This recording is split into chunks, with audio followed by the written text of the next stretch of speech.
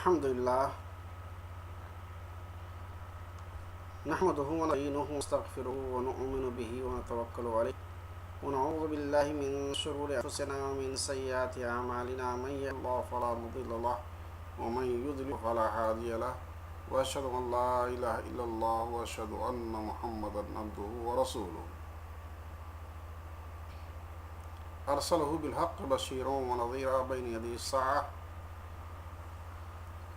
الذي أدى الأمانة بلغ الرسالة نصح الأمة وكشف الغمة وجاهد في سبيل الله حق جهاده حتى أتاه اليقين والصلاة والسلام على آله وأزواجه وذرياته ومن تبعهم بإحسان إلى يوم القيامة أما بعد قال الله تعالى كتب عليكم الصيام كما كتب على الذين من قبلكم لعلكم تتقون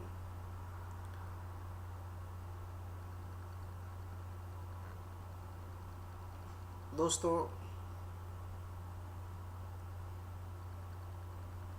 السلام علیکم ورحمۃ اللہ وبرکاتہ۔ کل عام وانتم بخیر، رمضان مبارک۔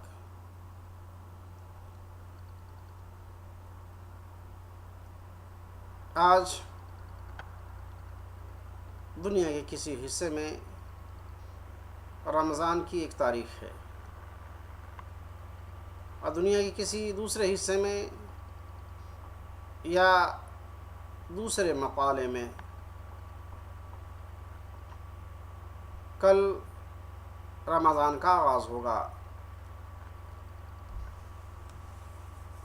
تو گویا یہ مطالعے کے اختلاف کے ساتھ دنوں کے اختلاف اور توقیت کے اختلافات دنیا میں رائج ہے، اور اس کو سمجھانے کے لیے کوئی ضرورت نہیں۔ سارے لوگ سمجھتے ہیں کہ اختلاف فی دین اور توقیت میں کیا فرق ہے، کیا وجہ خیات ہے۔ آج سائنس ٹیکنالوجی کا زمانہ ہے اور لوگ اس حقیقت کو سمجھ چکے ہیں، اور جو اس حقیقت کو سمجھ چکے ہیں کہ مطالعے کے اختلافات کی وجہ سے توقیت کے اختلافات ہوتے ہیں، تو انہوں نے اور بھی اس کے حقائق سمجھا اور ان حقائق کی روشنی میں بہت سے نئے حالات کے لحاظ سے فیصلہ کرنا سیکھا۔ اور کچھ لوگ اس مطالعے کے اختلافات اور اس کے حقائق کو نہیں سمجھ پا رہے ہیں۔ تو آج کا ٹیکنالوجیکل ورلڈ انہیں اس بات کی دعوت دیتا ہے کہ قرآن و سنت کو نئے حالات کی روشنی میں، نئی تحقیقات کی روشنی میں، نئی ایجادات کی روشنی میں حل کرنا سیکھو۔ اور یہی اسلام چونکہ علم سائنس کا داعی ہے، وہ چاہتا ہے کہ ہر مومن علم سے بہرور ہو، اور اس کا ہر ممبر، مسلمانوں کا ہر ممبر، رسول اللہ صلی اللہ علیہ وسلم کی امت کے ہر ممبر جاہل نہ رہے، اور کوئی خفا، کوئی غموض اور کوئی ابہام ان کے فکر، تفکیر اور معلومات میں نہ ہو۔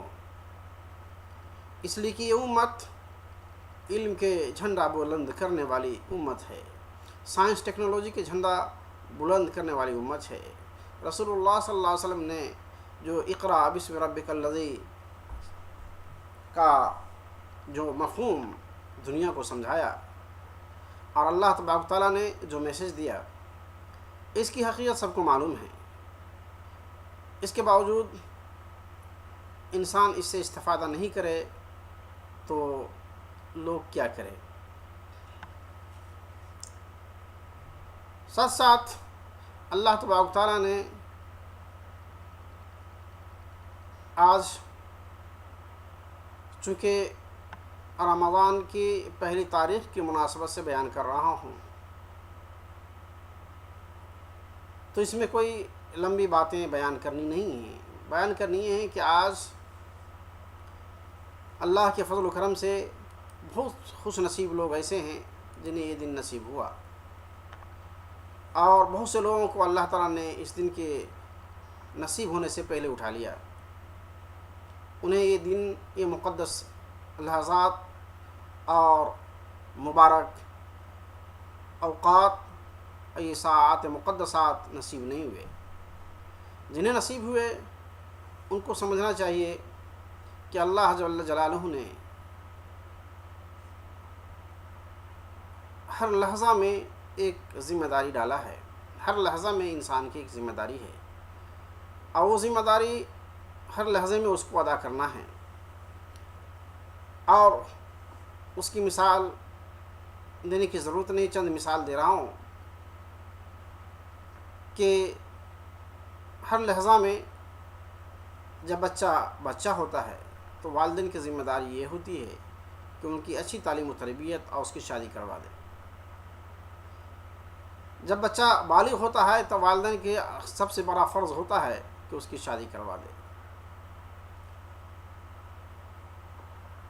اسی طرح والدین کی ذمہ داری بچوں کے لیے ہر عمر میں اس کی ہدایت اور رہنمائی کا کام کرنا ہے، اور وہ عمر کے لحاظ سے بدلتا رہتا ہے۔ اسی طرح 5 وقتہ نماز ہے جو اپنے اوقات سے آتا ہے۔ اسی طرح کسی کی امانت ہے، اس کی حفاظت سے رکھنا ہے۔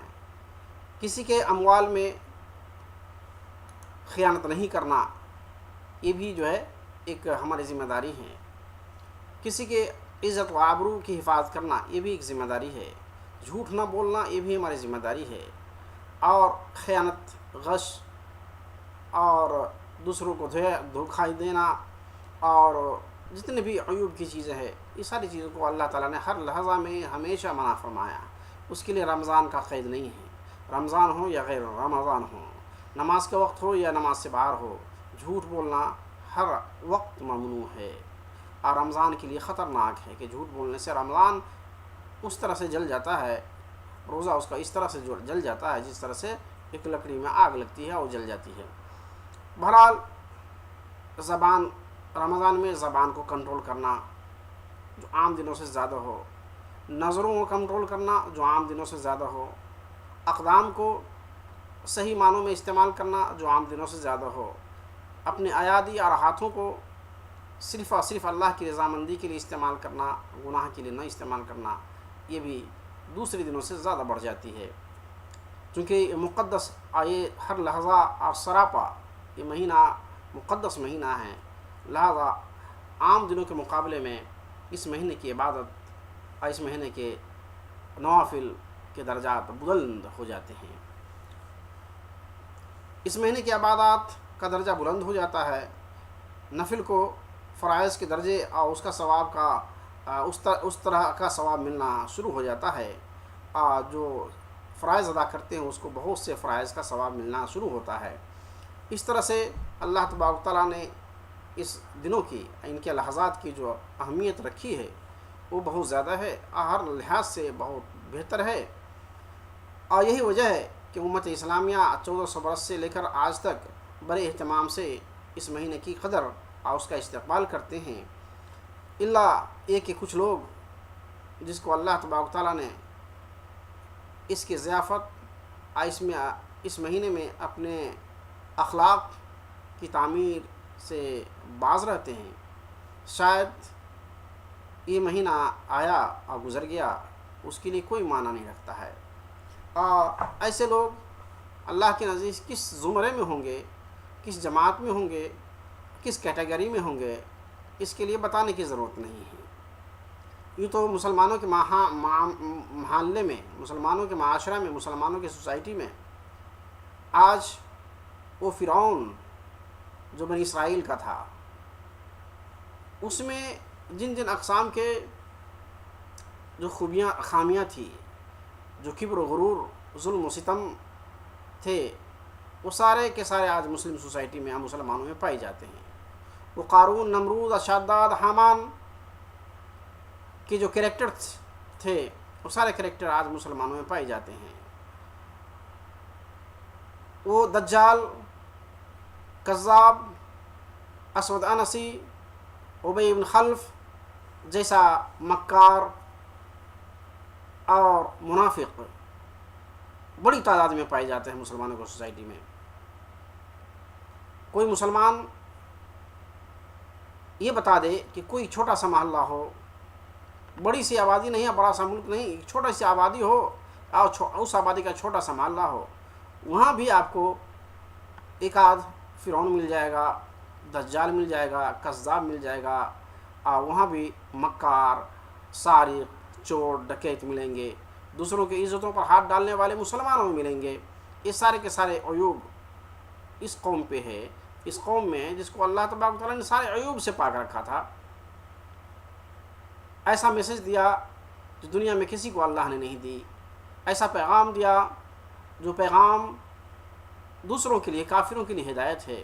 مگر کاش مسلمان بھی اپنی بگڑی اور اپنے ضلالت و گمراہی کے اور اپنے عقائدی اور باطلانہ نظریات سے باہر نکلتا. تہاں تو یہ مہینہ ہم سے الفاظ، زبان کی صفائی، اس کی نظافت کو پسند کرتا ہے.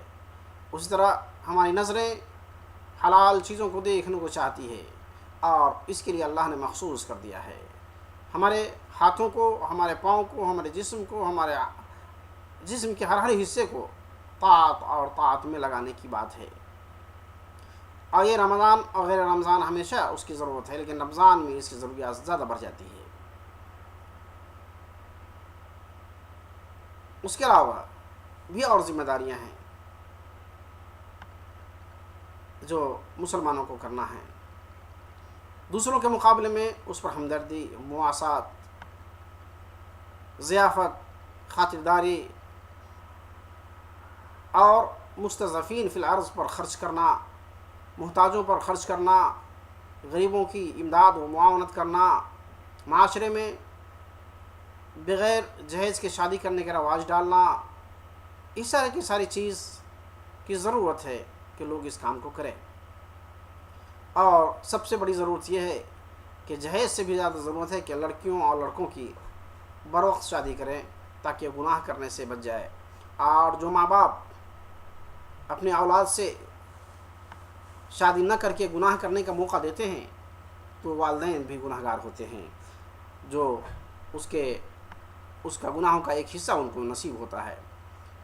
تو والدین کی ذمہ داری ہے کہ اس کام کو بھی کریں. تو چونکہ حقوق انسانیہ کو جب ہم ادا نہیں کریں گے تو اللہ کے نزدیک گرفت ہوگی، سخت گرفت ہوگی. اس لیے ضرورت ہے کہ ہم اپنے آل اولاد، اخلاق سب کی اصلاح کریں. یہ زمین، یہ سرزمین جو لوگ ایک دوسرے پر قبضہ کرتا ہے، کیا کسی انسان کو اللہ نے وقف کر دیا ہے؟ نہیں، یہ اللہ کی سرزمین ہے اور انسان اس کا استعمال کرنے والا یوزر ہے. اور یہ زمین جو آج ہمارے قبضے میں ہے یا کسی اور کے قبضے میں ہے، اس سے پہلے کروڑوں آدمی اس کے اوپر قبضہ کر چکا ہے، آج دنیا سے مل چکا ہے. کتنی آبادی، کتنے املاک، کتنے ملک کو اللہ تعالیٰ نے نس نابود کر دیا، اس کا نام مٹ گیا اور اس کا یوزر دوسرا ہے. جو لوگ آج دنیا کے کسی سرزمین کے ٹکڑے پر اگر قابض ہیں یا فاتح ہیں تو وہ ہمیشہ اس پر نہیں رہ سکتا. آج 100 برس پہلے جو لوگ دنیا پر قابض تھے آج وہ نہیں ہیں. 200 برس پہلے جو دنیا پر قابض ہے آج وہ نہیں ہیں. مغلوں کو دیکھو، مغلیہ سلطنت 1000 برس حکومت ہندوستان میں کرنے کے بعد مٹ چکی، آج اس کا نام لینے والا کوئی نہیں. فرعون تو آج بھی اللہ تعالیٰ نے اس کو حفاظت سے رکھا اس لیے تاکہ ہم کو نصیحت ملے، لیکن اس فرعون کے ساتھی لوگ کہاں گئے؟ حامان، قارون، خزانہ کے مالک، دنیا کے خزانے کے مالک کہاں گئے؟ آج اس کا نام لینے والا نہیں ہے. لیکن جو نے نیک کام کیا اللہ تعالیٰ نے اس وقت بھی ان کو روشن کیا اور آنے والی نسل کے لیے ان کو روشن کیا. تو اس لیے ضرورت ہے کہ یہ سرزمین جس کے لیے لوگ گردن کٹاتے ہیں یہ ہماری نہیں ہے، یہ اللہ تعالیٰ کی سرزمین ہے۔ یہ سرزمین پر کوئی بھی برائی کرتا ہے تو یہ زمین اس کے خلاف گواہی دے گی۔ لہٰذا یہ سرزمین جہاں ہم استعمال کرنے کی چیز سمجھتے ہیں وہاں ہمارے لیے گواہی بھی ہے، جو اللہ کے حضور وہ گواہ دے گی کہ اس نے ہمارے پیٹھ پر یہ گناہ کیا تھا۔ لہٰذا اس سرزمین کو سے بچ کے رہنا اور اس کے گواہی یا شہادت سے پناہ مانگنا۔ جو لوگ میں اس بات کو آ جائے، یہ بات آ جائے تو انشاءاللہ وہ بہت سے گناہوں سے بچ جائیں گے، کیونکہ سرزمین یہ جسم کے اعضاء، یہ آنکھ، کان، یہ زبان، یہ چمڑے، یہ پاؤں، یہ سارے کے سارے انسان کے خلاف گواہی دے گا کہ اس انسان نے یہ گناہ کیا تھا، یہ گناہ کیا تھا، یہ گناہ کیا تھا، ساری گواہی دیں گی، تب یہ حقہ بکا رہ جائے گا۔ تو یہ سارے کی ساری بات قرآن میں لکھا ہوا ہے، اس لیے آپ کو جھوٹ ہونے کی کوئی بات نہیں۔ علماء سے آپ نے سنا ہوگا، یہ ساری کی ساری بات قرآن میں مذکور ہے۔ سورہ یاسین میں مذکور ہے کہ ہاتھ، یہ پاؤں، یہ زبان انسان کے خلاف گواہی دے گی۔ زمین کے بارے میں حدیث میں لکھا ہوا ہے کہ زمین اس انسان کے خلاف جو گناہ کرتے ہیں اس کے خلاف یہ زمین گواہی دے گی۔ لہذا زمین اور یہ زمان جس کو ہم چلاتے ہیں، یہ آنکھیں جس کے ذریعے سے ہم دیکھتے ہیں، اور یہ ہاتھ جس کے بنیے پر ہم دوسروں کو لوٹتے ہیں، یہ سارے طاقت کا اللہ تعالیٰ حساب لے گا، اور حساب ایسی لے گا کہ وہاں کوئی آپ کو بچانے والا نہیں ہوگا۔ 9 جماعت، 9 گروپ، 9 گینگ، 9 ساتھی جو آپ کے اس گناہوں میں شریک تھے، سب اپنے اپنے حالوں میں ہوں گے۔ اللہ تعالیٰ ہمیں یہ رمضان کے موقع سے اپنے اخلاق کی اصلاح کرنے کی توفیق عطا فرمائے۔ وآخر دعوانا الحمد للہ رب العالمین۔